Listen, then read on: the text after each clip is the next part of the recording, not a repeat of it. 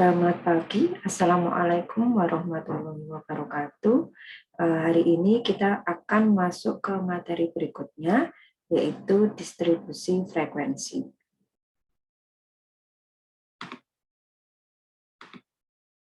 Sebelum kita membahas materi yang akan kita pelajari hari ini, saya akan menyampaikan dulu capaian pembelajaran kita hari ini. Yang pertama adalah dengan mempelajari distribusi frekuensi, maka diharapkan mahasiswa akan mampu menjelaskan definisi dari distribusi frekuensi.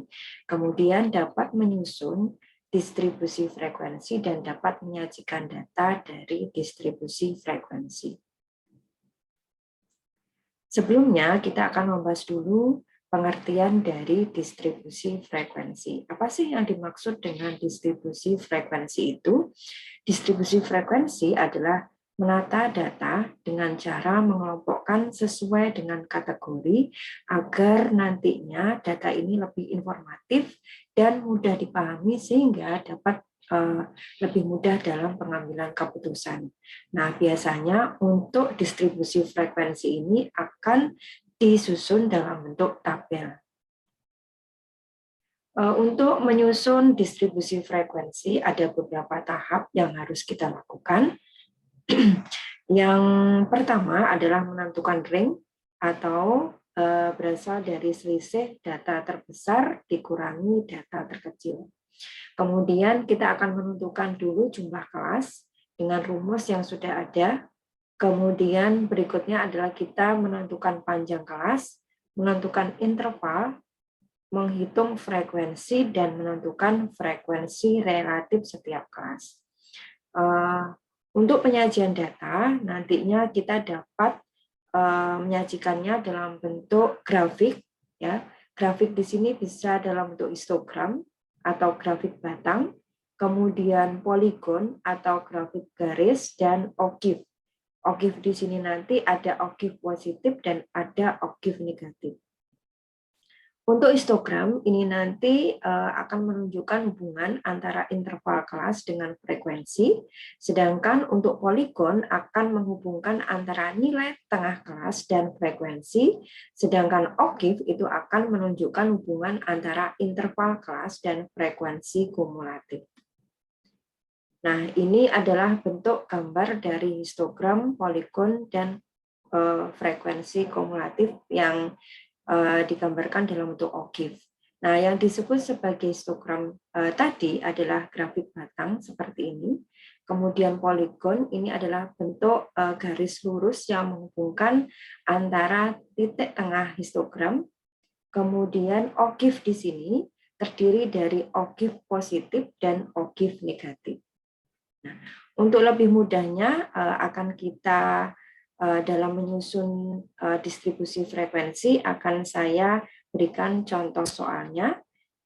Berikut adalah contoh soal di mana data ini terdiri dari data nilai statistik dari 40 mahasiswa.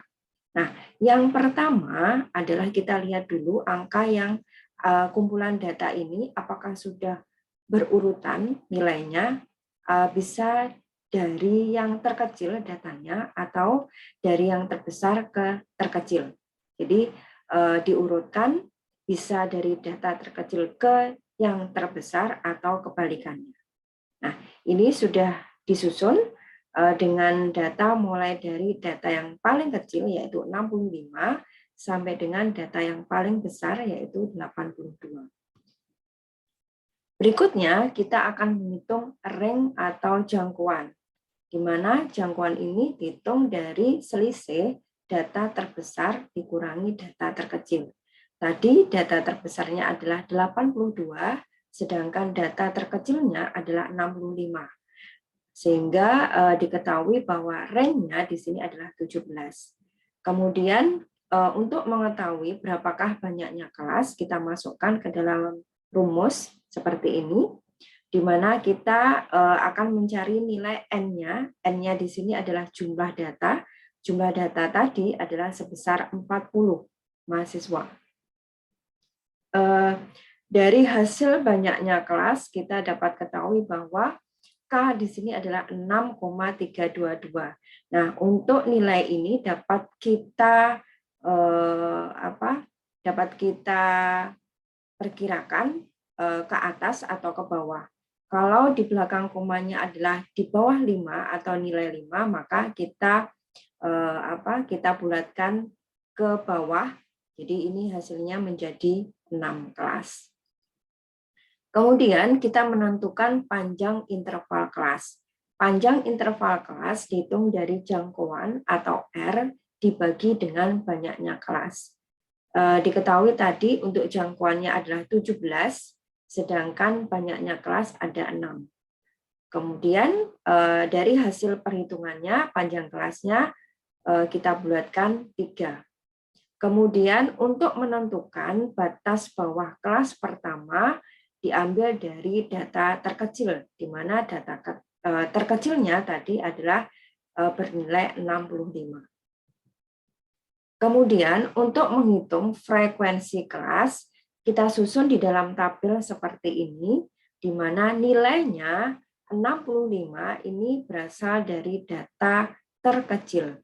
Kemudian kita hitung karena interval kelasnya tadi ada interval kelasnya 3, berarti kita hitung 65, 67, 66, 67. Jadi batas atas kelasnya adalah 67. Kemudian berikutnya adalah 68 sampai dengan 70, 71 sampai 73, 74 sampai 76, 77 sampai 79, dan terakhir 80 sampai 82. Kalau misalkan nanti nilainya belum masuk ke sini, jadi misalkan kalau ternyata di terakhir ini nilainya 81, itu nanti bisa ditambahkan 1 kelas lagi. Nah, untuk data ini, nilai interval mulai dari 65 sampai 67 ini disebut sebagai kelas pertama, 68 dan sampai dengan 70 disebut sebagai kelas kedua, 71 sampai dengan 73 disebut sebagai kelas ketiga, dan seterusnya sampai dengan 1, 2, 3, 4, 5, 6. Jadi ada 6 kelas. Sesuai dengan perhitungan tadi, bahwa banyaknya kelas ada 6.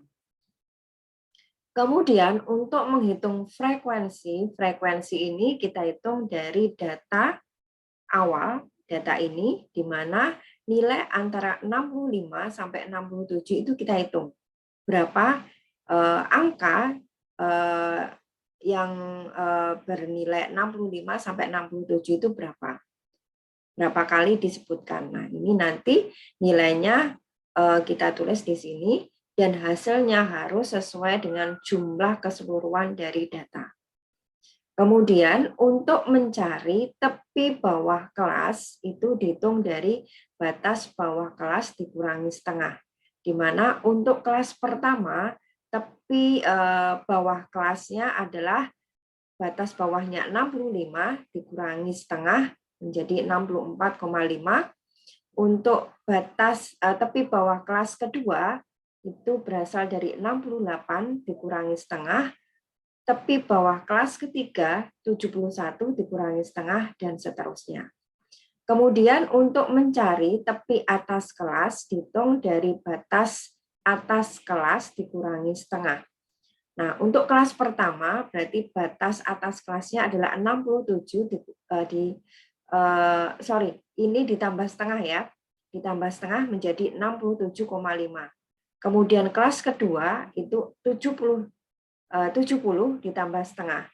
Jadi untuk tepi bawah kelas, batas bawah kelas dikurangi setengah, sedangkan tepi atas kelas itu berasal dari batas atas ditambah setengah.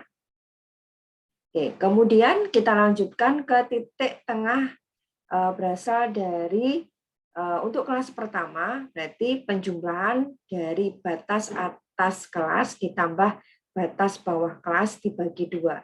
Jadi 66 ini berasal dari 65 ditambah 67 dibagi 2. Untuk kelas kedua, titik tengahnya berasal dari 68 ditambah 70 dibagi 2, dan seterusnya. Kemudian untuk menghitung frekuensi relatif itu berasal dari frekuensi dibagi dengan total keseluruhan data. Jadi nilai 0,075 ini berasal dari 3 atau frekuensi kelas pertama dibagi dengan keseluruhan jumlah data yaitu 40. Untuk frekuensi relatif kelas kedua berasal dari 6 dibagi 40 dan seterusnya. Kemudian untuk frekuensi kumulatif lebih berasal dari total keseluruhan data yaitu 40. Kemudian untuk kelas kedua berasal dari 40 dikurangi 3. Kelas ketiga berarti 40 dikurangi 3 dikurangi 6. Kelas keempat berarti 40 dikurangi 3, dikurangi 6, dikurangi 12, dan seterusnya. Sedangkan untuk menghitung frekuensi kumulatif kurang berasal dari frekuensi kelas pertama, kemudian untuk frekuensi kumulatif kurang kelas kedua, hitung dari penjumlahan frekuensi kelas pertama ditambah kelas kedua. Kemudian untuk frekuensi kumulatif kelas ketiga berasal dari penjumlahan frekuensi kelas pertama tambah frekuensi kelas kedua ditambah frekuensi kelas ketiga, dan seterusnya. Kemudian untuk menggambarkan atau menyajikan data dalam bentuk grafik, yang pertama di sini saya akan menggambarkan histogram dan poligon. Untuk histogram dan poligon, sumbu datarnya atau sumbu horizontalnya itu adalah tepi bawah kelas, sedangkan untuk sumbu vertikal atau sumbu tegaknya itu berasal dari frekuensi. Ya. Ini untuk menggambarkan histogramnya, kemudian nanti untuk menghubungkan poligon itu adalah titik tengah dari histogram. Seperti ini. Kemudian untuk diagram O'Keeffe positif dan negatif, untuk sumbu horizontalnya berasal dari tepi bawah kelas, sedangkan frekuensi kumulatifnya berasal dari frekuensi kumulatif kurang dan frekuensi kumulatif lebih. Nah, untuk lebih kalian memahami bagaimana caranya menggambarkan distribusi frekuensi, maka kalian bisa mencoba latihan soal yang saya sampaikan di slide terakhir materi saya. Silakan mencoba. Nanti apabila ada pertanyaan, silakan kita bahas sama-sama. Terima kasih untuk materi distribusi frekuensi hari ini. Assalamualaikum warahmatullahi wabarakatuh.